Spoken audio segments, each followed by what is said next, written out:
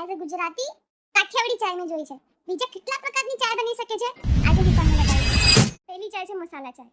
આ મસાલા ચાય નથી, બવાસીર ચાય છે. મરચું અને તેજપત્તા ચાયમાં એ પણ વાહ, એકવાર પી લો એટલે આખો દિવસ કાલે બાથરૂમમાં નીકળશે.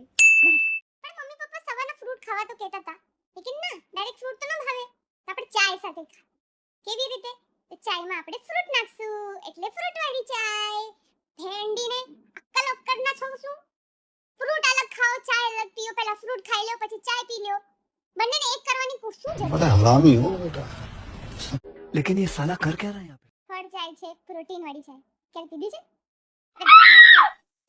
कौन है ये लोग? कहाँ से आते हैं? And last but not the least, ice cube વાળી ચાય.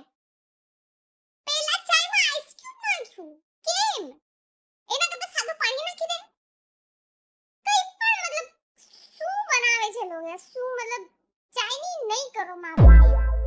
હવે આખો વિડિયો જોઈ લીધો હોય તો પ્લીઝ સબસ્ક્રાઇબ કરી લો, ફોલો કરી લો, કમેન્ટ કરી લો કે તમને કઈ ચાય ગમી.